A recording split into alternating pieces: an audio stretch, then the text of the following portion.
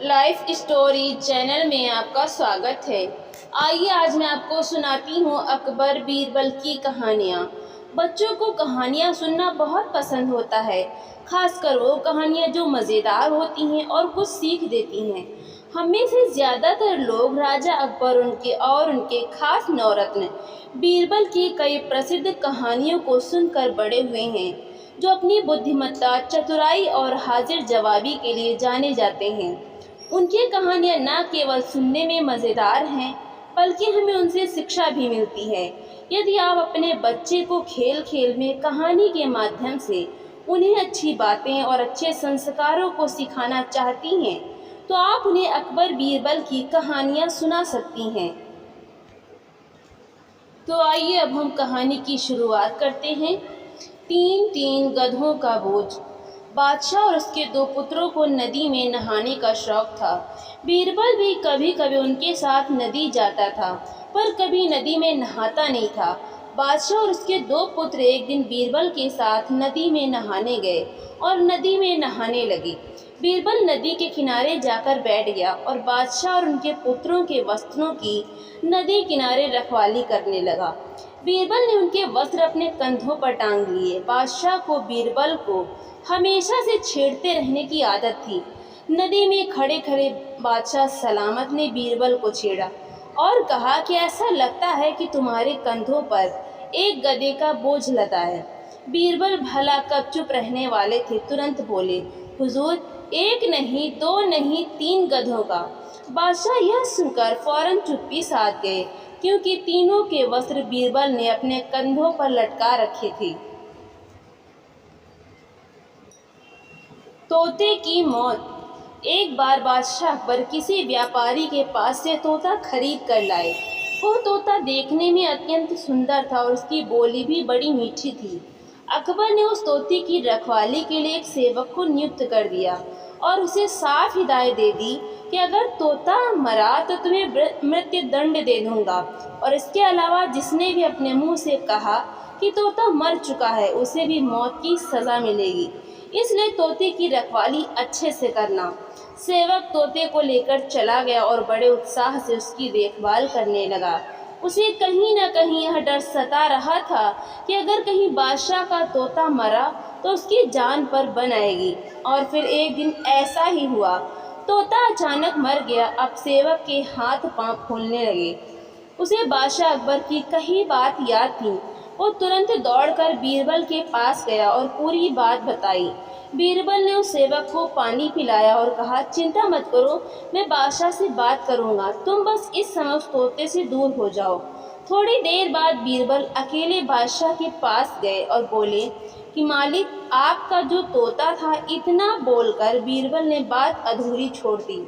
अकबर बादशाह तुरंत सिंहासन से खड़े हुए और बोले, क्या हुआ, तोता मर गया?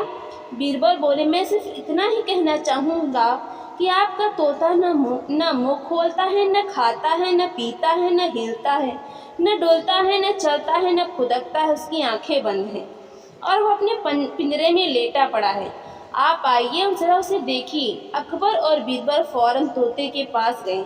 अरे बीरबल, तोता मर चुका है, ये बात तुम मुझे वहीं पर नहीं बता सकते थे? अकबर क्रोधित होते हुए बोले, उस तोते का रखवाला कहाँ है? मैं उसे अभी अपनी तलवार से सजाए मौत दूंगा। तब बीरबल बोले, जी मैं अभी उस रखवाले को हाजिर करता हूँ, लेकिन ये तो बताइए कि आपको मृत्यु देने के लिए मैं किसे बुलाऊं? क्या मतलब है तुम्हारा? अकबर जोर से चीखे, जी आप ही ने तो कहा था कि जो कोई भी बोलेगा कि तोता मर चुका है, उसे भी मौत की सज़ा दी जाएगी, और वे कुछ देर पहले ही आप ही के मुख से ये बात निकली थी।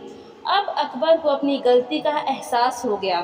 बीरबल की चतुराई से अकबर हंस पड़े और वे दोनों हंसते हंसते दरबार लौट गए।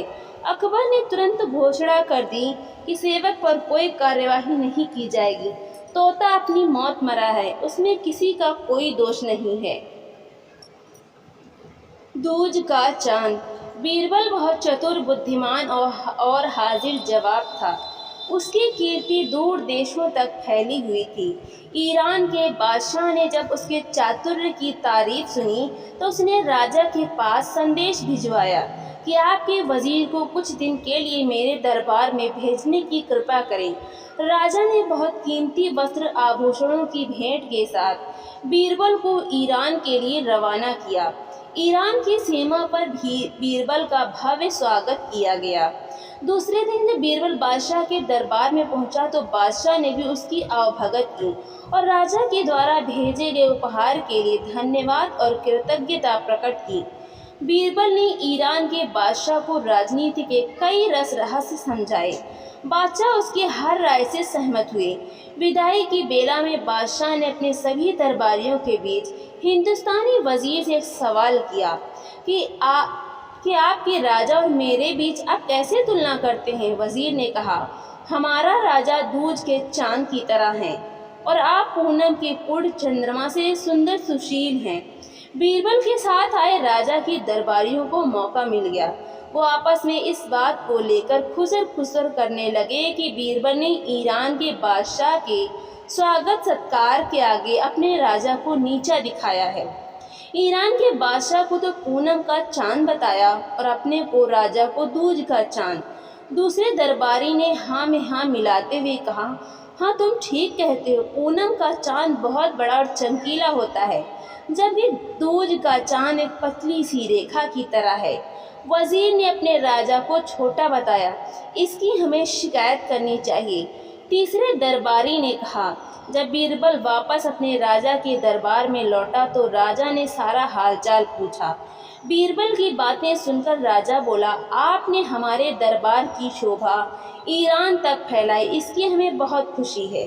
साथ गए दरबारियों ने पूनम के चांद और दूज के चांद वाली बात राजा को बताई।